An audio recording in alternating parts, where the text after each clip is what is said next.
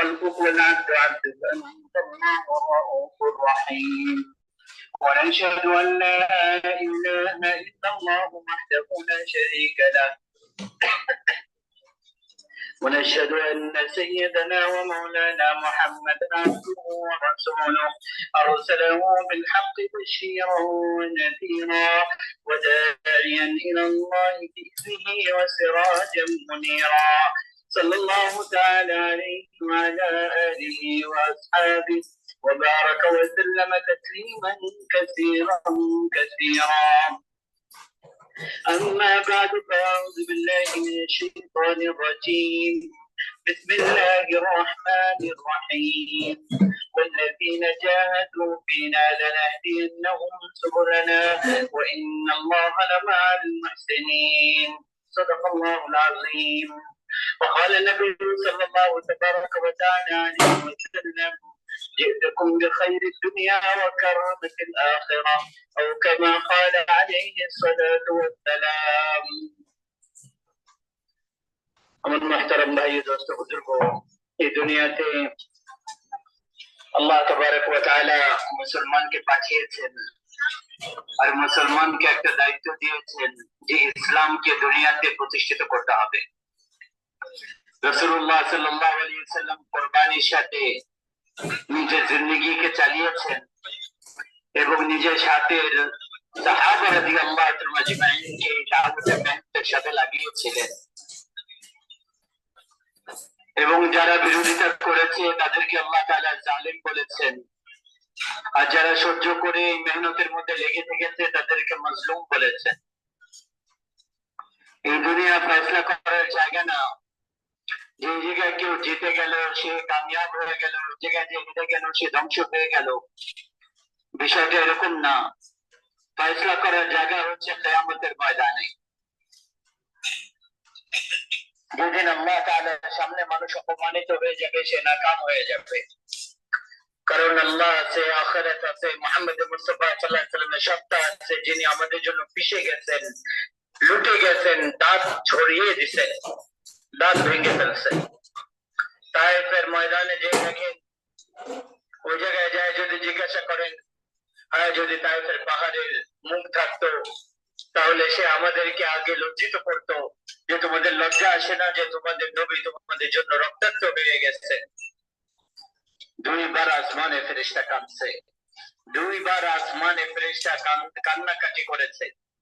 একবার হচ্ছে 4000 বছর আগে, যখন ইব্রাহিম আলাইহিস সালাম বুড়া বাপ, 96 বছর বয়স, আর 6 বছরের বাচ্চা ইসমাইল আলাইহিস সালাম। আর আল্লাহর পক্ষ থেকে হুকুম আসতেছে, দেখেন দুশমনের গলায় ছুরি চালানো সহজ, মানুষ যখন নিকৃষ্ট হয়ে যায়, জানোয়ার হয়ে যায়, তখন সে মানুষকে মারতে তার মধ্যে কোনো অনুভূতি জাগে না। কিন্তু সামনে তো ইসমাইল আলাইহিস সালাম 86 বছর বয়সে বাচ্চা পাইছে, আর বাবা 94 বছর বয়স। আর আমাদের আল্লাহ বলতেছেন, ইব্রাহিম ইসমাইলের গলার উপর ছুরি চালিয়ে যাও, আমি দেখতে চাই তুমি আমার না তুমি ইসমাইলে, তোমার অন্তরের মধ্যে আমি না ইসমাইল। কি বললেন? আরে আমার রব হাজারো ইসমাইল আপনার উপর কুরবান। ছুরি নিলেন, ফিলিস্তিন থেকে মক্কায় আসলেন, 1500 কিলোমিটার হাইটে হাইটে উটের উপর আসছে। বিবিকে এসে বললেন, বাচ্চাকে তৈয়ার করো, ঘুরতে নিয়ে যাব। বাচ্চা প্রথমবার বুঝ হওয়ার পরে বাবাকে দেখতেছে, আমার বাবা আমাকে ঘুরতে নিয়ে যাচ্ছে, জানে না যে ছুরি দিয়ে জব করতে নিয়ে যাচ্ছে। আসলে আমাদেরকে পেগাম দিয়েছেন যে আল্লাহর জন্য সবকিছু কুরবান করা শিখো, আল্লাহর জন্য সমস্ত জজবাতকে ছাড়া শিখো, সবকিছু থেকে নিজেকে আলাদা করা শিখো। যে জায়গায় আল্লাহ নারাজ ওখান থেকে দূরে সরে যাও। হারতে হয় হেরে যাও, মিটতে হয় মিটে যাও, লুটতে হয় লুটে যাও, ধাক্কা খেতে হয় খেয়ে নাও খেয়ে নাও। কারণ দুনিয়াতে সবচেয়ে বেশি ধাক্কা খানে वाला আমাদের হাবিব মুহাম্মদ মুস্তাফা সাল্লাল্লাহু আলাইহি ওয়াসাল্লাম ছিলেন। সিলেটে কোন এরকম বাড়ি আছে যে খোদার তাড়নায় পেটে পাথর বাঁধছে?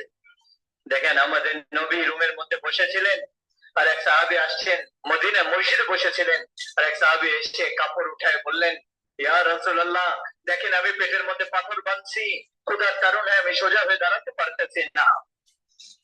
দো জাহানের সরদার আরশ ও ফরশের উপর যার নবুয়তের আওয়াজ, মুহাম্মদ যার নাম, আহমদ যার নাম, তাহা যার নাম, ইয়াসিন যার নাম, সাল্লাল্লাহু আলাইহি সাল্লাম নিজের পেটের থেকে পাথর সরালেন আর বললেন, দেখো আমার সাহাবী, তোমার পেটে তো একটা পাথর, আমার পেটের মধ্যে দুইটা পাথর লাগানো আছে, আমার পেটের মধ্যে দুইটা পাথর।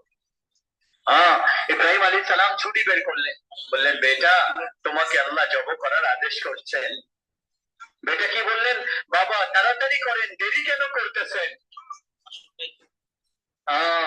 আমাদেরকে এই ঘটনা পৌঁছানোর জন্য এরকম ছেলে বানাও, এরকম বাবা হও। মাসুম বাচ্চাকে হয়রান হয়ে ইব্রাহিম আলাইহিস সালাম দেখতেছেন, বেটা তুমি বুঝতেছো আমি কি বলতেছি? বললো, হ্যাঁ বুঝতেছি। আপনি বলতেছেন আপনি জব করবেন, তো আমি মরে যাব, আমি মরে গেলে আপনার জায়গায় আমি আল্লাহকে পাবো, আল্লাহ আপনার থেকে উত্তম, আর দুনিয়ার পরিবর্তে আমি জান্নাত পাবো, জান্নাত দুনিয়া থেকে উত্তম। তারপর মাসুম বাচ্চার মায়ের কথা মনে পড়লো, বললো, হ্যাঁ আমার মায়ের ব্যাপারে আমি বড় পেরেশান, সেই একটু কষ্ট পাবে আমি মরে গেলে।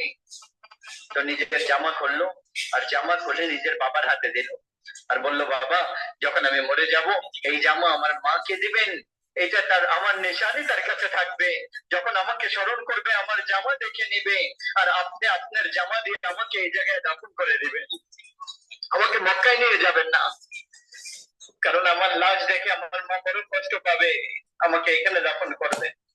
আর আব্বা আমার হাত পাও বেঁধে দেন পিছন দিয়ে, যাতে করে সিলেটওয়ালাদেরকে পেগাম দেওয়া যায় আল্লাহর জন্য এইভাবে কোরবানি করা যায়।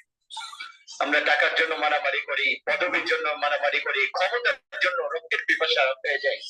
আমাদের জন্য মওত নাই, আখিরাত আমাদের সামনে নাই, জান্নাতকে নাই আমাদের সামনে, জাহান্নামকে নিভিয়ে দিতে পারছি কি? আমার জন্য কবরের টুকরা কি নাই?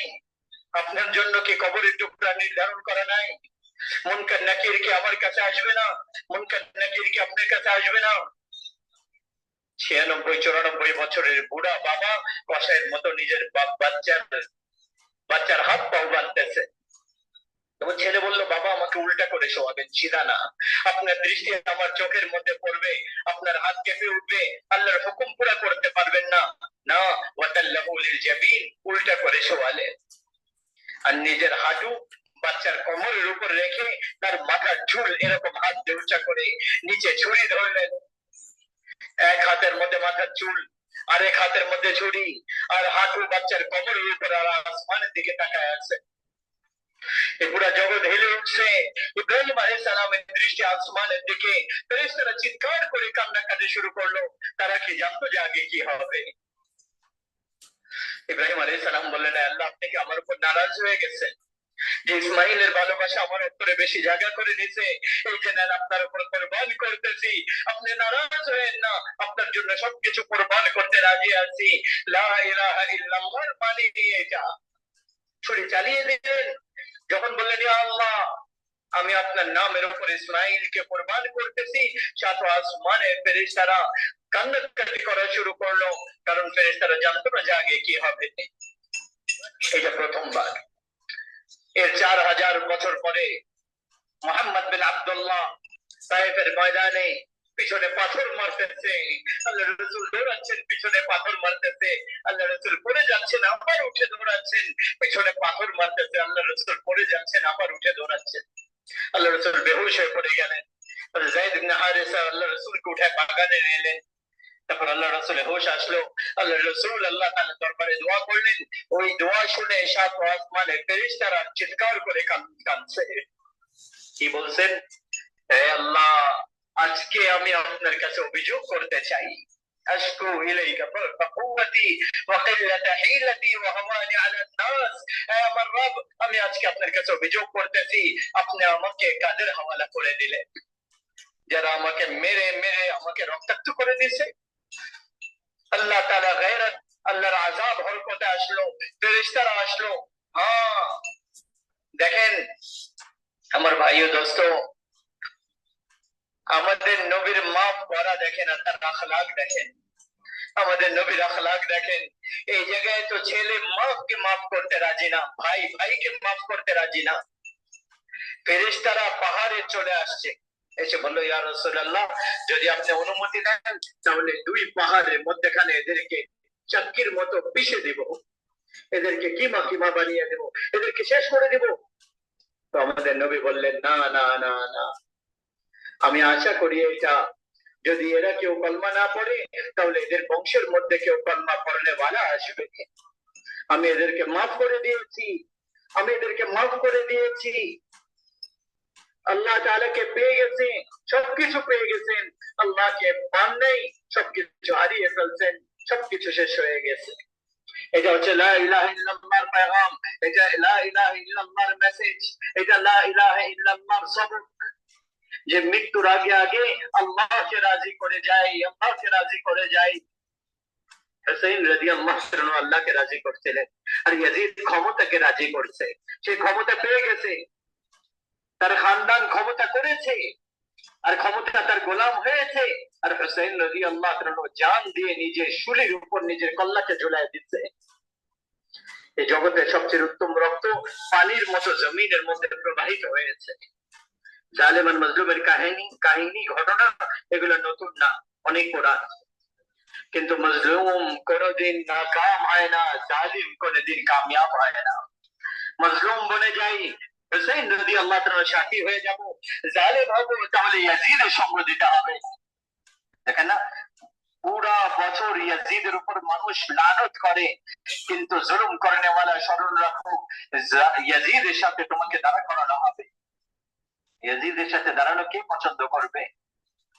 মজলুম হয়ে যান, আল্লাহর রাসূলের বাচ্চাদেরকে জব করা হয়েছে। হুসাইন রাদিয়াল্লাহু আনহু, কোন হুসাইন? আমাদের নবীর ভালোবাসার পাত্র হুসাইন, আমাদের নবীর নাতি হুসাইন।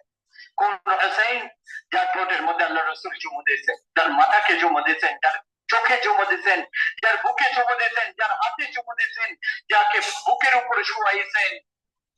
আল্লাহ রাসূল ঘরে ঢুকতেন, আল্লাহ রাসূল ঘরে ঢুকতেন, আর আল্লাহ রাসূল ঘোড়ার মতো ঘরের মধ্যে ঘোড়া হয়ে যাইতেন, আর দুই বাচ্চাকে নিজের পিঠের উপর বসাইতেন, আর রুমের মধ্যে ঘুরতে থাকতেন।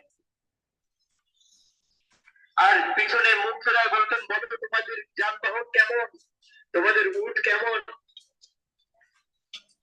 এরকম দুইজনের মধ্যে একজনকে বিষ দিয়ে মারছে, আর আরেকজনকে তরবারি দিয়ে তাকে জব করে ফেলা হয়েছে। কিন্তু আল্লাহকে পেয়ে গেছেন ওনারা, আল্লাহকে পেয়ে গিয়েছেন, আল্লাহকে পাইলে সবকিছু পেয়ে গেছেন। এক কথার উপর হযরত হুসাইন নিজের জান বাঁচাইতে পারতেন, নিজের মাল বাঁচাইতে পারতেন, বাচ্চাদেরকে বাঁচাইতে পারতেন, মেয়েকে বাঁচাইতে পারতেন, সবকিছু বাঁচাইতে পারতেন। যে হ্যাঁ, আমি জালেমের সাথ দিতেছি, বাস এতটুকু বলার দেরি ছিল। আমি জালেম ইয়াজিদের সঙ্গ দিতেছি, বাইআত করতেছি। বলছে না, আমি আলে রাসূল, আমি জগতে হতে পারি, কিন্তু আমি জালেমের সঙ্গ কোনোদিন দিতে পারবো না। আমার বাচ্চাদেরকে জব করে ফেলো, এদেরকে টুকরা টুকরা করে ফেলো, আমাকে টুকরা টুকরা করে ফেলো, কিন্তু আমি জালিমের সঙ্গ দিতে পারবো না। সবকিছু করে ফেলো, কিন্তু এটা হইতে পারবে না যে আমি হুসাইন জালিমের হাতে হাত দিব। এই জন্য জালিম হওয়া যাবে না, জালিমের সঙ্গ দেওয়া যাবে না, মজলুম হবে হুসাইনের সঙ্গী হয়ে যাবে। কিয়ামতের ময়দানে আল্লাহ রাসূল ডাকবেন, যেদিন হযরত হুসাইনের মাথায় মুকুট পরানো হবে, ওই দিন ইনশাআল্লাহ আপনাদের মাথায় মুকুট পরানো হবে। আপনাদের জন্য আমাদের নবী হাউজে কাউসারে পানি পান করাবে। বাস মওত পর্যন্ত সবর করতে হবে, যেরকম হযরত হুসাইন সবর করেছেন, কেটে গেছেন, ওনার মাথা কেটে বর্ষার উপর উঠানো হয়েছে, ওনার মেয়েদেরকে বন্দী করে তাবুতকে নিয়ে যাওয়া হয়েছে, আল্লাহর রাসূলের মেয়েদেরকে, আপনার আমার মেয়েদেরকে না, আল্লাহর রাসূলের মেয়েদেরকে বন্দী করে তাবুতকে নিয়ে যাওয়া হয়েছে। আল্লাহর রাসূলের কারা করছে? কাফেররা না মুসলমানরা? মুসলমানরা মুসলমানদের সাথে, আল্লাহর রাসূলের পরিবারের সাথে। মেয়েরা দেখছে আল্লাহর রাসূলের নাতির মাথা 16 জন আল্লাহর রাসূলের ডাইরেক্ট রক্তে তাদেরকে বর্ষার উপর উঠানো হয়েছে। হযরত যায়েনব বললেন, ওয়া মুহাম্মদ, আরে মুহাম্মদ সাল্লাল্লাহু আলাইহি সাল্লাম, আজকে আসেন দেখেন আপনার বাচ্চাদের সাথে আপনার উম্মত কি করে ফেলছে। হাযা হুসাইনুম বিল আরা, আজকে আপনার হুসাইনের বরযাত্রী যাচ্ছে। মুজাম্মিলুম বিদিমা, সে রক্ত দিয়ে নিজের পোশাক পরিধান করেছে। মুকাত্তাউল আযা, নিজের রক্ত নিজের শরীরের গোশতের টুকরা দিয়ে হাড় বানানো হয়েছে। নিজের মাথাকে বর্ষার উপরে উঠিয়ে বরযাত্রীর আগে আগে যাচ্ছে। বানা তুকা সাবায়া, আপনার মেয়েরা বন্দী হয়ে গেছে। ওয়াজুরিয়াতুকা মুকাত্তালা, আর আপনার সন্তানরা জব হয়ে গেছে। তাসরি আলাইহা রিয়াহা, আর আজকে তাদেরকে কাফন দাফন দেনে ওয়ালাও কেউ নাই। বাতাস এসে মাটিকে উড়িয়ে দিয়েছে, আর ওই মাটির দ্বারা তাদেরকে কাফন দেওয়া হয়েছে। এই মাথা যখন ইবনে জিয়াদের সামনে রাখা হয়েছে, ইবনে জিয়াদের হাতে একটা লাঠি ছিল, আর সে অহংকারে সিংহাসনে বসে এসে বলতে লাগলো, আমি বদলা নিয়ে নিয়েছি, আমার দুশমনকে আমি শেষ করে দিছি। কি ইবনে জিয়াদের মৃত্যু আসে নাই? ইবনে জিয়াদ মরে নাই। মজলুম মরে গেছে তো জালিম বেঁচে থাকবে? খুনি বেঁচে থাকবে? না না না না, আমাদের আল্লাহ জীবিত, সালামত কায়েম, ফয়সলা করার জন্য একদিন আসবেন। হুসাইনের মাথা ইবনে জিয়াদের সামনে যখন আসছে, তার হাতে লাঠি ছিল, সে ঠোঁটের মধ্যে লাঠি দিয়ে, লাঠি ঠোঁটের মধ্যে, আর বলতে লাগলো, এরকম সুন্দর চেহারা আমি আজ পর্যন্ত দেখি নাই। তারপর আবার লাঠি মারলো। তবে আনাস পাশে ছিলেন, উনি দাঁড়ায় বললেন, আরে বদবখ, এই লাঠি এই ঠোঁটের থেকে সরাও। আমি এই ঠোঁটের মধ্যে আল্লাহ নবীর ঠোঁটকে লাগতে দেখছি। হ্যাঁ, আমাদের সামনে তো, আমাদের পিছনে তো এরকম ইতিহাস। আমরা কেন একজন একজনের কলার ধরতেছি? কেন আমরা জালিমের সঙ্গ দিতেছি? কেন আমরা একজন একজনের রক্তের পিপাসার্থ হয়ে গেছি শুধু দুনিয়ার জন্য?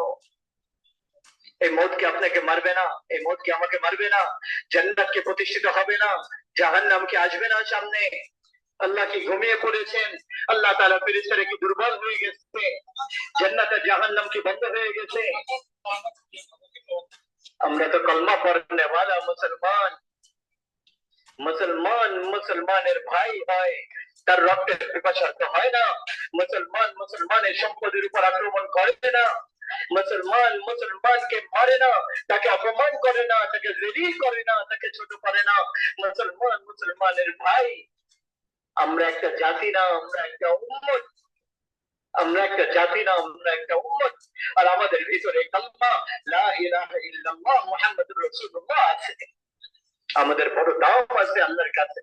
একজন মুসলমান যে নামাজও পড়ে না, রোজাও রাখে না, হজও করে না, যাকাতও দেয় না, আর প্রতিটা দোষ তার ভেতরে আছে, প্রতিটা গুনাহ মনে করেন তার ভেতরে আছে, কিন্তু সে কালমা পড়নে ওয়ালা, তাকেও আমাদের আল্লাহ ভালোবাসে। কারণ সে যদি তওবা করে, তার থেকে উত্তম আর কেউ নাই, কারণ তার ভেতরে লা ইলাহা ইল্লাল্লাহ লুকানো আছে। এই লা ইলাহা ইল্লাল্লাহ এত দামি সম্পদ যে আমাদের নবী, দেখেন, সাত আসমান, আমাদের নবী বলেছেন, সাত আসমান এক পাল্লার মধ্যে রাখো, সাত জমিনকে এক পাল্লার মধ্যে রাখো, আল্লাহ তাআলার জান্নাতকে ওই পাল্লার মধ্যে রাখো, আল্লাহ তাআলার খাজানাকে ওই পাল্লার মধ্যে রাখো, আল্লাহ তাআলার জাহান্নামকে ওই পাল্লার মধ্যে রাখো, জিবরাইলকে ওই পাল্লার মধ্যে রাখো, ইসরাইল ইসরাফিলকেও রাখো, আর মিকাইলকেও রাখো। জান্নাতকে রাখেন, জাহান্নামকে রাখেন, আরশকে রাখেন, লৌহকে রাখেন, কুরসিকে রাখেন, কলমকে রাখেন, সূর্যকে তার মধ্যে রাখেন, চাঁদ গ্রহ নক্ষত্রকে তার মধ্যে রাখেন, সাত আসমান সাত জমিনকে তার মধ্যে রাখেন, গ্রহ নক্ষত্রকে তার মধ্যে রাখেন, নদী সমুদ্র পাহাড় এগুলা তো অনেক ছোট, ওগুলার সামনে এগুলাকেও রাখেন, ইনসান জিন্নাত ফেরেশতা সব কিছুকে এক পাল্লার মধ্যে রাখেন, আর ছোট একটা কাগজের মধ্যে লা ইলাহা ইল্লাল্লাহ লিখে আরেক পাল্লার মধ্যে রাখেন, আর তারপরে এটাকে ওজন করেন। তো আমাদের নবী বলেছেন, লা রাজাহাত বিনা লা ইলাহা ইল্লাল্লাহ, ওই জাতের পাকের কসম যার কবজায় মুহাম্মাদের জান আছে, লা ইলাহা ইল্লাল্লাহর পাল্লা বেশি ভারী হয়ে যাবে। যে জীবনে কোনোদিন চেষ্টা করে নাই, কিন্তু সে বলে লা ইলাহা ইল্লাল্লাহ মুহাম্মাদুর রাসূলুল্লাহ, এই মুসলমানকেও আল্লাহ তাআলা ভালোবাসে। সে তওবা করবে, আল্লাহ বলে তাহলে সে আমার প্রিয় হয়ে যাবে। মুসলমান কলমা পড়নে ওয়ালা, আমরা উম্মত, আমরা ভাই ভাই। আমাদের নবী আমাদের উম্মত বানিয়েছেন, হুয়া সাম্মাকুমুল মুসলিমিন, আমাদের নাম মুসলমান রাখছেন। আর বাকি ওয়াজআলনাকুম শুউবান ওয়া কাবাইল, পরিচয়ের জন্য এই গোত্র, এই সিলেটি, এই বাংলাদেশি, এই আমেরিকান, এই আফ্রিকান, এই ইংল্যান্ডি, এই ঢাকার, এই অমুক ভাষার, এই আমেরিকান, এই ইংরেজি বলে, সে উর্দু বলে, এগুলো সব আমাদের পরিচয়ের জন্য। কিন্তু আমরা উম্মত, আমাদের পুরুষ, আমাদের মহিলা, আমাদের জওয়ান সব আমরা উম্মত, আমরা এক শরীরের মতো। এক মুসলমান সাত জমিন আসমানের থেকে আল্লাহ তাআলার কাছে বেশি প্রিয়। একজন মুসলমান সাত জমিন আসমান থেকে আল্লাহ তাআলার কাছে বেশি মাহবুব। নেককারদের কথা তো বাদই দিলাম, নাফরমান গুনাহগারদেরকে আল্লাহ তাআলা কত ভালোবাসেন। আল্লাহ বলেন ইয়া ইবাদি الذين أسرفوا على أنفسهم لا تقنطوا من رحمة الله। কি বলেন আল্লাহ? এই আমার বান্দা, কোরআনের ভাষা তার ভঙ্গিময় বোঝার চেষ্টা করবে, লেহজা কেমন। এই আমার বান্দা, এই আমার বান্দা, এই আমার বান্দা। আল্লাহ আগে শব্দ আনছেন আমার, এই আমার বান্দা, এই আমার ভালোবাসা। কোন বান্দা? ইমাম সাহেব, তবলিগওয়ালা, মুহাদ্দিস, মুফাসসির? না না না না না। তবলিগওয়ালা? না না না না না না না। কোন বান্দাকে আল্লাহ রাখতেছেন? তাহাজ্জুদ গুজার? না না না না। नेककार, उम्र करने वाला, हज करने वाला। या इबादी, या इबादी, ए আমার বান্দা। যেরকম মা বলে না, এ আমার কলিজার টুকরা, এ আমার ছেলে। তো এই মায়ের ভাষার মধ্যে যে মমতা আছে, ভালোবাসা আছে, এটা তর্জমা করে কেউ বুঝাতে পারবে না। এর মধ্যে যে মহব্বত আর ভালোবাসা আছে, এটার কেউ তর্জমা করতে পারবে না। আল্লাহ বলতেছেন এ আমার বান্দা। এমন না এ আমার বান্দা, এটা বলে নাই, বলছে এ আমার বান্দা, এ আমার বান্দা, এ আমার ভালোবাসা, এ আমার ছেলে, এ আমার মেয়ে। তো ওটার মধ্যে কিরকম ভালোবাসা থাকে আল্লাহ তাআলা, মায়ের কিরকম ভালোবাসা থাকে, ওইটার কেউ ট্রান্সলেট করে বুঝাতে পারবে না। তো আমাদের আল্লাহ কি বলতেছেন? এ আমার বান্দা। কোন বান্দা? সিলেটের নেককার, তাহাজ্জুদ গুজার, পর্দাদার মহিলা, নেককার মহিলা? না না। আল্লাযী আসরাফু আলা আনফুসিহিম। এ আমার নাফরমান গুনাহগার বান্দা, আমার নাফরমান গুনাহগার বান্দা, এই আমার। নিজের ছেলে যদি নাফরমান হয়, বলে যে তুই আমার ছেলে না, দূরে সর আমার থেকে। বাবা বলে তুই আমার রক্তই না, তোকে আমি তেজ্য পুত্র করলাম, করে নাকি না? কিন্তু আল্লাহ কি বলতেছেন? আল্লাহ বলতেছেন আমার বান্দা, আল্লাহ বলতেছেন আমার বান্দা, আমার বান্দা, আমার বান্দা। তোমরা আমার, তোমরা কেন দূরে সরে গেছো? তুমি কত গুনাহ করছো? জমিন ভরে গেছে তোমার গুনাহ দিয়ে, আসমান ভরে গেছে তোমার গুনাহ দিয়ে, আসমান পর্যন্ত তোমার গুনাহ চলে গেছে। আরে না না, অনেক অল্পই তো তোমার গুনাহ। লা তাকনাতু মির রাহমাতিল্লাহ, ইন্নাল্লাহ ইয়াগফিরু যুনুবা জামিআ। আমার রহমত থেকে তুমি নিরাশ হয়ো না, তুমি তওবা করো, আমি তোমার সমস্ত গুনাহ মাফ করে দেব। তুমি তওবা করনে ওয়ালা বনো, আমি তোমার সমস্ত গুনাহ মাফ করে দেব। ইয়া ইবাদি আল্লাযীনা আসরাফু আলা আনফুসিহিম, এ আমার নাফরমান গুনাহগার বান্দা, আসো আসো আমার কাছে আসো, আমাকে রাজি করে নাও, আমাকে খুশি করে নাও। মান তাকাররাবা ইলাইয়া তালাকাইতুহু মিন বাঈর। তুমি আমাকে রাজি করতে আসো, আমি আগে বেরে তোমাকে ইস্তেকবাল করব। আমি যদি কারোর সাথে রাগ করি, সে যদি আমাকে রাজি করতে আসে, আমি তার ইস্তেকবাল করবো না মুখ ফিরায় বসে থাকবো? বলে মুখ ফিরায় বসে থাকবো, আর তারপরে কথা বললে কত কিছু শোনাবো। এখন আসছো, আর আল্লাহ কি বলতেছেন? যে আমার বান্দা আমাকে রাজি করতে আসে, আমি আগে বেড়ে তার ইস্তেকবাল করি। আল্লাহ বলেন আমি কবে থেকে তোমার অপেক্ষায় ছিলাম, তুমি তওবা করবা আর আমি তোমাকে মাফ করব।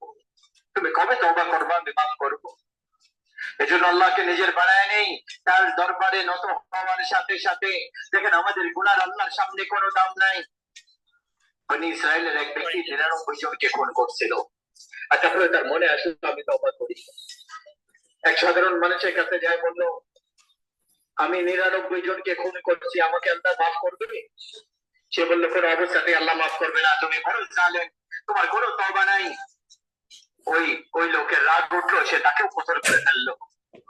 তারপর আবার কিছুদিন পরে মনে আসলো আমি তওবা করি, তাই এক আলেমের কাছে যা জিজ্ঞাসা করলো আমি 100 জনকে খুন করছি, আমার তওবা হইতে পারে? বললো বেটা কেন হবে না, তওবা অবশ্যই আল্লাহ কবুল করবে। আমার আল্লাহ উদাহরণ দেন, আল্লাহ কি বলেন? আমার বান্দা তুমি এত গুনাহ করো, এত গুনাহ করো যে জমিন ভরে যায়। তারপরে এই মহাশূন্য ভরে যায়, গ্রহ নক্ষত্র ভরে যায়, তুমি এত গুণা করো যে আসমানের ছাদ পর্যন্ত চলে যায়, জমিন থেকে গুণা উঠতে উঠতে উঠতে আসমানের ছাদ পর্যন্ত চলে যায়। এত গুণা করার পরে শুধু একবার বলো আল্লাহ মাফ করে দেন, আল্লাহ বলেন আমি সমস্ত গুণা মাফ করে দিব, সমস্ত গুণা মাফ করে দিব, ওয়ালা উবালি, আর আমার কোনো পরোয়াও নাই। ওই আলেম বললো বেটা গুনার মাফি তো অবশ্যই হবে, কিন্তু তওবা করা শর্ত। তোমার তওবা পাক্কা হওয়ার জন্য এই পরিবেশ তোমাকে ছাড়তে হবে, তোমার নিজের এলাকা ছেড়ে ওই এলাকায় যেতে হবে, ওই জায়গায় নেককার মানুষরা থাকে, তাদের সোহবতে থাকবা, তোমার তওবা পাক্কা হয়ে যাবে। সে বললো আমাকে যদি আল্লাহ মাফ করে দেয় এটাই আমি চাই, আমি সব কাজ করতে তো ইয়ার আছি। তো কাজটি উঠাইলো, এই যে তবলিগ আলারা বলে না, আরে ঘর ছাড়েন বিছানা উঠান, আর 40 দিনের জন্য 4 মাসের জন্য যান, যে নিজের তওবাকে পাক্কা করেন, আর না হলে তোমার পরিবেশ তোমার বন্ধু বান্ধব আবার তোমাকে গুনার মধ্যে ডুবিয়ে দিবে, তুমি তওবার উপর পাক্কা থাকতে পারবা না। ওই ব্যক্তি বের হলো, রাস্তার মধ্যেই মরে গেল, মরতে যখন গেল তো সে লাফ দিল, ঝাঁপ দিল, তো নেককারদের যে এলাকা যেদিকে যাচ্ছিল ওইদিকে তার হাত আগে বাড়ানো, আর পুরো শরীর পড়ে আছে।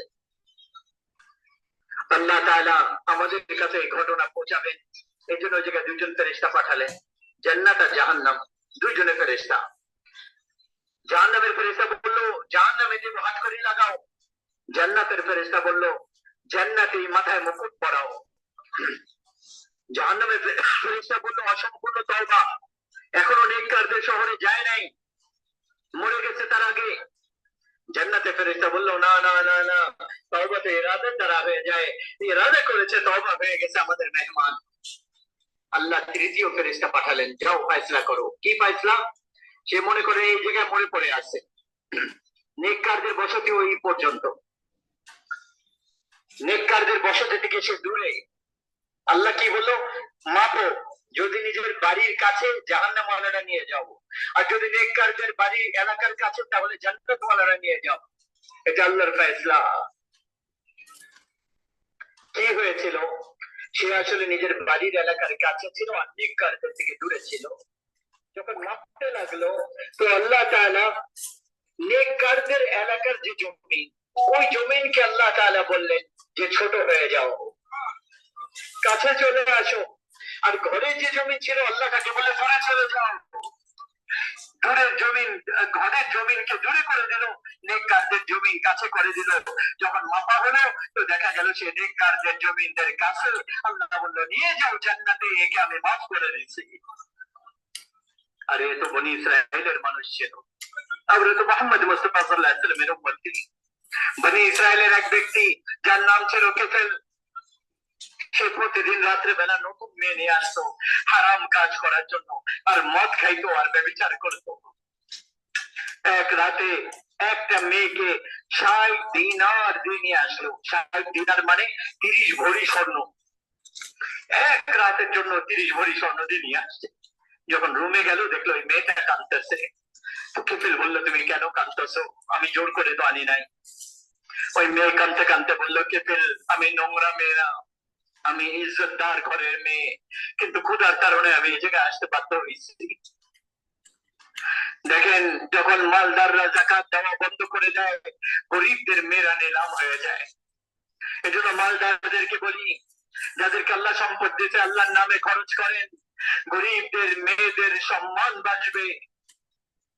কেফেল যখন দেখলো আর শুনলো আর ওই মেয়ের চোখের পানি দেখলো, তো ওই কেফেলের পাথর মন, ওই চোখের পানি কি কাজ করলো? কেফেলও কাঁদতে লাগলো আর বলতে লাগলো বোন, যেই সম্মানের সাথে তুমি আসছো ওই সম্মানের সাথে ফেরত চলে যাও। আর আমি বড় নোংরা মানুষ, আমি বড় গন্দা মানুষ, আমি তোমার চোখের পানির কারণে তওবা করতেছি, তুমি আমার জন্য দোয়া করো আল্লাহ আমাকে মাফ করে দেন। আর তুমি চলে যাও তোমার বাড়িতে, তোমার ইজ্জতের সালামতির সাথে। এই যেই 30 দিরহাম, যেই 30 ভরি স্বর্ণ তোমার জন্য নির্ধারণ করেছিলাম ওইটা দিয়ে দিল। আর সে জানে না কি হবে। সকালবেলা দেখা গেল কিফেল মরে গেছে, যৌবনে কিফেল মরে গেল। কিফেল জানতো না যে তার জীবনের কয়েক ঘন্টা বাকি আছে। পুরা জীবন মদ আর জিনার মধ্যে অতিবাহিত হয়েছে, কয়েক ঘন্টা আগে তওবা করছে, তো আমাদের আল্লাহ কি করলেন? আরে আমার ভাই দোস্ত, আল্লাহর বনে যাই, হাত জোরে বলতেছি আল্লাহর বনে যাই। আল্লাহকে নিজের বানিয়ে নেই, আল্লাহকে নিজের বানিয়ে নেই, আল্লাহকে নিজের বানিয়ে নেই, আল্লাহর হয়ে যাই, আল্লাহর বন্ধু হয়ে যাই, আল্লাহকে নিজের বন্ধু বানিয়ে নেই, আল্লাহর সামনে মাথা নত করি, একজন আরেকজনের সাথে মহব্বত করি। এই ব্যক্তি এরকম ছিল, কালকে যদি কেউ তার লাশ দেখতো, তার লাশকে কেউ কাঁধা দিত না, তার আপন মানুষরাও তাকে বদুয়া করতো, এরকম জালেম বদমাশ নাফরমান ছিল। কিন্তু হ্যাঁ আমার ভাই দোস্ত, কেবল মুসা আলাইহিস সালামের উম্মতি ছিল, আরে আপনি আমি তো মুহাম্মদ মুস্তাফা সাল্লাল্লাহু আলাইহি সাল্লামের উম্মতি, আমরা তো মুহাম্মদ সাল্লাল্লাহু আলাইহি সাল্লামের উম্মতি। আমাদের পেছনে মুহাম্মদ মুস্তাফা সাল্লাল্লাহু আলাইহি সাল্লামের চোখে পানি আসছে, আল্লাহ রাসূলের দোয়া আছে আমাদের জন্য, ফরিয়াদ আছে আমাদের জন্য। এই বনি ইসরাইলের গুনাহগারের জন্য কি করলেন আল্লাহ তাআলা? যদি এই ব্যক্তি সকালবেলা পাওয়া যেত মৃত এই অবস্থায়, তাহলে কেউ তার লাশ দাফন কাফন করত না, তাকে পাথর দিয়ে মেরে দাফন করে দিত। যখন সকাল হলো তো মানুষ দেখলো কিফিলের দরজার উপর অনেক বড়, যেরকম বড় ব্যানার হয় না, এরকম পুরো ব্যানারের মতো লাগানো, কিফিলের দরজার উপর লেখা ইন্নাল্লাহ ক্বাদ গাফারা লিল কাফিরিন। এই পুরো দুনিয়ার মানুষ শুনে রাখো, আল্লাহ তাআলা কিফিলকে maaf করে দিয়েছেন। কি মানে maaf করে দিয়েছেন? মানে যাও তার জানাজা পড়ো, তার কাফন পরাও, তাকে গোসল দাও, আমি আল্লাহ কিফিলকে maaf করে দিয়েছি। এই জন্য আমার ভাই ও দোস্ত, আমাদের আল্লাহ তাআলার সাথে আমাদের সম্পর্ক করি, আল্লাহ তাআলার সাথে সম্পর্ক করে তওবার সাথে, তার দরজার উপর হাজিরি দেওয়ার সাথে, আর মুহাম্মদ মুস্তাফা সাল্লাল্লাহু আলাইহি সাল্লামের গোলামের সাথে। আল্লাহ তাআলা একজনকে ভালোবাসেন, উনি মুহাম্মদুর রাসূলুল্লাহ, একজনকে উনি ভালোবাসেন, উনি মুহাম্মদুর রাসূলুল্লাহ, একজনকে নিজের হাবিব বানিয়েছেন, উনি মুহাম্মদুর রাসূলুল্লাহ, একজনকে খাতিমুল আম্বিয়া বানিয়েছেন, উনি মুহাম্মদুর রাসূলুল্লাহ, একজনকে হাবিবুল্লাহ বানিয়েছেন, উনি মুহাম্মদুর রাসূলুল্লাহ, একজনকে পুরো জগতের নবী বানিয়েছেন, উনি মুহাম্মদুর রাসূলুল্লাহ, একজনকে রাহমাতুল লিল আলামিন বানিয়েছেন, উনি মুহাম্মদুর রাসূলুল্লাহ, একজনকে শাফিঈ মাহশর বানিয়েছেন, উনি মুহাম্মদুর রাসূলুল্লাহ, একজনকে সাকিয়ে কাউসার বানিয়েছেন, উনি মুহাম্মদুর রাসূলুল্লাহ, একজনের হাতে জান্নাতের চাবি দিতেন, উনি মুহাম্মদুর রাসূলুল্লাহ, একজনের জন্যই জান্নাতকে সাজানো হচ্ছে, আর উনি ছাড়া জান্নাতের দরজা কোনোদিন খোলা হবে না, এদের ঘোষণা করেছেন উনি মুহাম্মদুর রাসূলুল্লাহ। আল্লাহ তাআলার সাথে সম্পর্ক করার, দেখেন ওইটা আপনি হন, ওইটা আমি হই, ওইটা পুরুষ হোক, ওইটা মহিলা হোক, গরিব হোক ধনী হোক, সবার জন্য একটাই রাস্তা, একটাই রাস্তা, ওইটা হচ্ছে দেখেন আমার ভাই ও দোস্ত, গরিব বলেন বড়লোক বলেন, সবার জন্য একটাই রাস্তা, ওইটা হচ্ছে হযরত মুহাম্মদ মুস্তাফা সাল্লাল্লাহু আলাইহি ওয়াসাল্লামের গোলামির মধ্যে আসতে হবে, ওনার তরিকার মধ্যে আসতে হবে, ওনার জিন্দেগিকে নিজেদের জিন্দেগি বানাইতে হবে। আমাদের নবীর জিন্দেগি আল্লাহ তাআলা হেফাজত করে আমাদের কাছে পৌঁছাইছেন।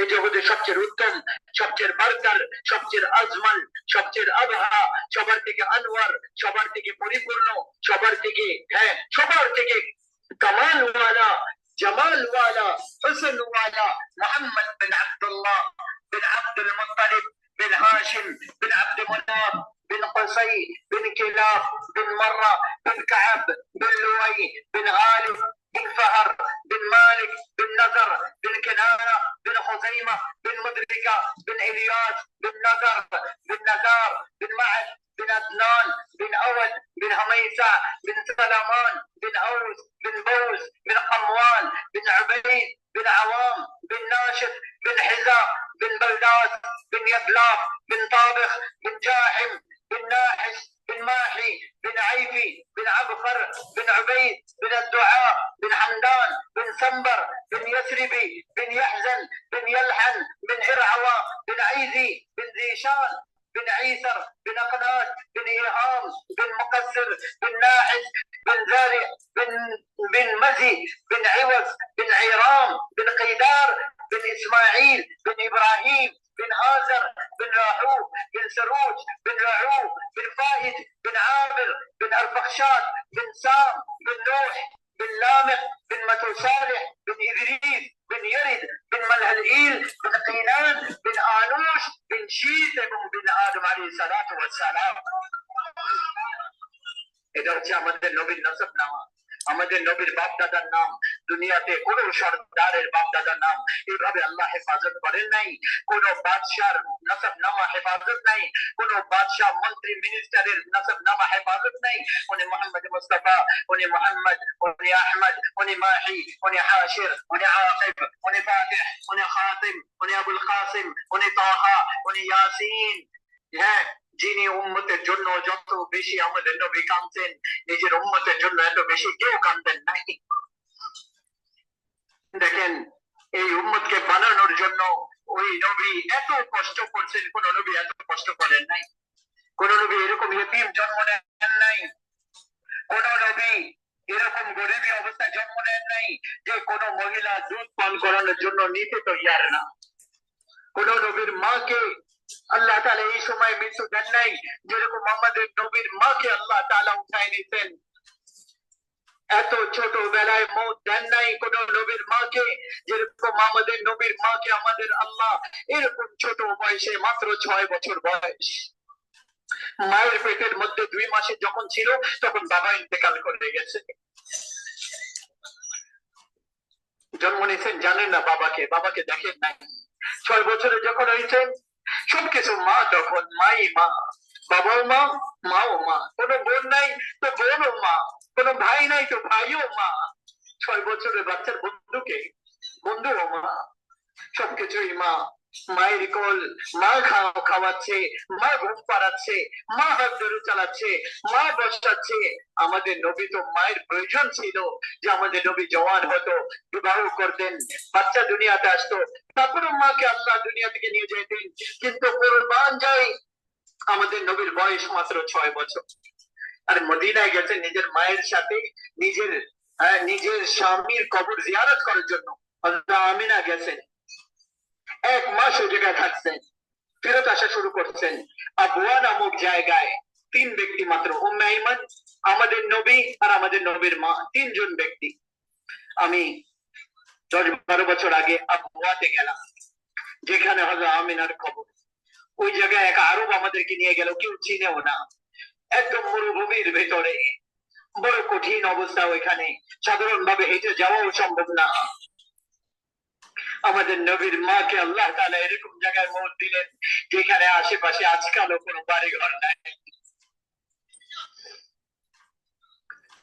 ওই জায়গায় 1400 বছর আগের কথা চিন্তা করেন যে কি অবস্থা ছিল। চারদিকে যত দূর চোখ যায় কালো পাহাড় আর কালো পাহাড় আর কাঁটাদার ঝাড়ি আর ছোট ছোট গাছ, আর তার মধ্যে বড় বড় পাথর আর মরুভূমির ময়দান আর কালো পাহাড় চারদিকে। এখন ওই জায়গায় না মানুষ নামের কোন নাম নাই।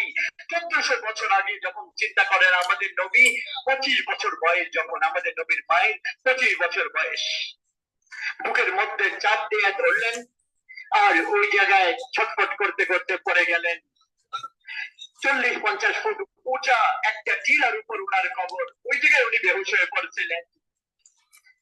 যদি মদিনায় মারা যেতেন তো নানা বাড়ি, নানা বাড়ি কেউ সামলায় নিত। যদি মক্কায় ইন্তেকাল করতেন তাহলে দাদা বাড়ি কেউ সামলায় নিত। কিন্তু আমাদের আল্লাহ এটা কি করলেন আমাদের নবীর সাথে? আসলে আমাদের কাছে একটা পেগাম পৌঁছাইছে যে দেখো আমাদের, তোমাদের নবীর সমস্যা গুলাকে চিন্তা করো, তোমরা সহ্য করে নাও, নত হয়ে যাও, আল্লাহ তার রাসূলের রাজকে রাজি করার জন্য সবর করো, তাহলে তোমাদের মাথার মধ্যে সম্মানের মুকুট পরিধান করানো হবে। ইজ্জত তোমাদের জন্য মুবারক, কামিয়াবি তোমাদের জন্য মুবারক, রহমত তোমাদের জন্য মুবারক, জান্নাত তোমাদের জন্য মুবারক। হ্যাঁ, আল জালিমের সঙ্গ দিও না, মাজলুমের সঙ্গ দিয়ে দাও, মজলুম বলে যাও। মজলুম যদি কাফের হয় আল্লাহ তাআলাও তার সাথ দেয়, মজলুম যদি কাফের হয় আল্লাহ তাআলা তার সঙ্গ দেন, আর জালিম যদি মুসলমান হয় আল্লাহ তাআলা তার সাথ দেন না। এজন্য আমার ভাই দোস্ত, হ্যাঁ, আমার মা ইন্তেকাল করছেন 4 বছর আগে। কিন্তু আমি এটা সহ্য করতে পারি নাই। আমাদের নবী 6 বছরের বাচ্চা দুনিয়া থেকে চলে গেছেন, আর মা পড়ে আছেন, সামনে হাত তোর পাচ্ছেন, আর দিক পরিবর্তন করতেছেন, আর কথা বলতে পারতেছেন না। আর আমাদের নবী মা মা বলতেছেন, আগে উত্তর দিতে পারতেছেন না, আর পুরা ঘামে ভরে গেছে। তো দেখেন আমার মার বোনেরা, ভাই আমার ভাই দোস্ত, কিরকম মা ছিল যে দুনিয়া থেকে চলে যাচ্ছেন, ওই অবস্থায় বলতেছেন যে আমার আল্লাহ আমাকে এরকম সন্তান দিয়েছেন যে পুরো দুনিয়াকে আলোকিত করবে। যে সন্তান দিক পরিবর্তন করতেছেন, আর আল্লাহ নবী ভয়ে দাঁড়ায় আছে, বুঝতে পারতেছে না কি করবে। 6 বছরের বাচ্চা। বলেন আমাদের নবীর উপরে কি অবস্থা গেছিল। একদম ছোটবেলা থেকে শুরু হয়ে গেছে ওনার উপর পরীক্ষা, আর কুরবানি, আর কষ্ট। কি দুঃখ আমাদের নবী দেখেন নাই, কি দুঃখ সহ্য করেন নাই। আরে আমার ভাই দোস্ত, দুঃখী অবস্থায় আমরা মরে যাই, জান্নাতে সুসংবাদ আল্লাহ তাআলার পক্ষ থেকে। জালিম বনে মরবো না, মজলুম বনে মরবো, সবর করে মরবো। মৌতের এক ঝটকা সবকিছু ভুলাই দিবে সবাইকে, কবরের অন্ধকার গর্ত সবকিছু ভুলিয়ে দিবে সবাইকে। তো আমাদের নবী তখন চিৎকার করে বলতেছিলেন মা মা। তো আমাদের মা আল্লাহ রাসূলের মার কোনো উত্তর দেন নাই। তো বললেন কুল্লু হাইয়িন মাইয়িত ওয়া কুল্লু জাদীদিন বাল ওয়া ইন্নী যানানতু তাহরা। এটা আমাদের নবীর শেষ কথা ছিল যে আমার সন্তান, প্রতিটা যৌবন শেষ হয়ে যাবে, আর প্রতিটা জীবিতকে মরতে হবে। আর আমার মনে হচ্ছে আমার সময় পুরা হয়ে গেছে, কিন্তু আমি একটা বাচ্চাকে জন্ম দিয়েছি যে পুরো জগৎকে আলোকিত করে দিবে, পুরো জগৎকে আলোকিত করে দিবে। আর চাঁদ বের হয়ে গেছে, আর আমাদের নবী মায়ের বুকের উপর মাথা রেখে চিৎকার করে কাঁদতেছিলেন। কেউ চোখের পানি মুছনেওয়ালা নাই। এক গোলাম, এক বান্দি ছিলেন উম্মে আইমান, উনি কিছু পাথর উঠায় এই পাথর দিয়ে এরকম কবর বানাইছেন, 40-50 ফুট উঁচা পাথর। ওখান থেকে নিচে নামলেন যাওয়ার জন্য, দেখলেন আল্লাহ নবী পিছনে নাই। 6 বছরের বাচ্চা কোথায় গেল? উম্মে আইমান আবার পিছনে গেলেন, উঠতে উঠতে উঠতে আবার পাহাড়ের উপর উঠলেন, দেখলেন আল্লাহ নবী মায়ের কবরকে এরকম জড়ায় ধরে চিৎকার করে কাঁদতেছে। আল্লাহ নবী 6 বছরের বাচ্চা মায়ের কবরকে জড়ায় ধরে কাঁদতেছে। উম্মে আইমান যখন কাছে গেলেন, এটা শুনলেন, আমাদের নবী বলতেছিলেন আম্মা, আপনি তো জানতেন যে আপনি আমার ছাড়া আর কেউ নাই, আপনি আমাকে ছেড়ে চলে গেলেন। আমরা তার উম্মতি আমার ভাই দোস্ত, যে মায়ের কোলের দিকে কষ্ট আর কুরবানি করা শুরু করছে। আর আমরা নিজেদের খুশির জন্য অন্যের অন্যের আলোকে নিভিয়ে দিচ্ছি। আমরা নিজের ঘর আবাদ করার জন্য অন্যদের ঘরকে আবাদ করতেছি, অন্যদের ঘরকে খালি করার জন্য নিজের ঘরকে আবাদ করতেছি। আমরা কি মরবো না? জাহান্নাম নাই আমাদের সামনে, জান্নাত নাই আমাদের সামনে। যা ইচ্ছা তাই করে মরে যেতে পারবো, আল্লাহর সামনে দাঁড়াইতে হবে না।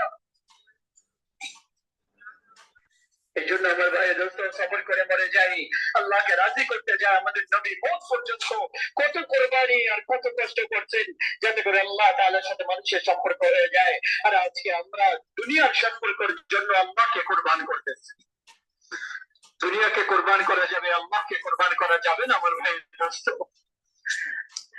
दो जहान सरदार रसूलुल्लाह सल्लल्लाहु अलैहि वसल्लम मुहम्मद मुस्तफा सल्लल्लाहु अलैहि वसल्लम মায়ের কবরকে জড়ায় ধরে চিৎকার করে কাঁদতেছেন, আর আল্লাহ তাআলা দেখতেছেন আর বলতেছেন যে হ্যাঁ, আমি তোমাকে দিয়ে মওত পর্যন্ত তোমার দ্বারা কুরবানি আর সবরের উপরেই তোমাকে দেব। যেদিন দুনিয়া থেকে গেছেন, ওই দিনও ঘরের মধ্যে এতটুকু কপিতে তেল নাই যে কপি আলু খেতে করে ঘরের মধ্যে খাবার খেতে পারবে। داعي الى الله سراجا منير هادي مهدي راشد رشيد انہیں ناصر انہیں مقصور انہیں عامر انہیں ناہی انہیں مہدی انہیں قرشی انہیں مدنی انہیں مکی انہیں حجازی انہیں محمد رسول اللہ صلی اللہ علیہ وسلم انہیں محمد رسول اللہ صلی اللہ علیہ وسلم মায়ের কবরকে জড়ায় ধরে বলতেছে যে মা, আপনি তো জানতেন যে আপনি ছাড়া আমার আর কেউ নেই, আপনি আমাকে ছেড়ে কোথায় চলে গেলেন? আমি ছাড়া, আপনি ছাড়া আমি কোথায় যাবো? উম্মে আইমান আল্লাহ রাসূলকে ধরলেন, বলে উঠো বেটা মোহাম্মদ, হ্যাঁ উঠো বেটা মোহাম্মদ, আর বললেন আপনি আমাকে ছাড়েন, আমি আমার মা ছাড়া কোথাও যাবো না। উম্মে আইমান ওনাকে টান দিয়ে ধরে গলার মধ্যে জড়ায় ধরে নিয়ে মক্কা পর্যন্ত আমাদের নবী কিভাবে গিয়েছেন আল্লাহই জানে। কিরকম চোখের পানি ফেলছেন আর কিরকম কষ্ট করছেন, যে পাহাড়ে কাঁদছে, আবহাওয়ার পাহাড় কাঁদছে, আবহাওয়ার ময়দান কাঁদছে, আবহাওয়ার মাটি ভিজে গেছে। আর এই পেগাম আমাদের কাছে পৌঁছেছে যে মুহাম্মদ মুস্তাফা সাল্লাল্লাহু আলাইহি ওয়াসাল্লাম যেরকম সত্যের উপর যদি কষ্ট আর কুরবানি আসতে পারে, তাহলে উম্মতের উপরেও আসবে। তখন তোমরা নাফরমানির রাস্তা অবলম্বন করো না, ফরমাবরদারির রাস্তা অবলম্বন করো। এই সবক আমাদের কাছে পৌঁছানোর জন্য যে যে অবস্থায় আসে আল্লাহ তার রাসূলকে ছাড়া যাবে না। আমরা রাজি আছি না সবাই ইনশাআল্লাহ? আল্লাহ তার রাসূলকে রাজি করে দুনিয়া থেকে যাব, শয়তানকে নফসে কোনোদিন রাজি করব না। এই জন্য পুরো দুনিয়ার কোনায় কোনায়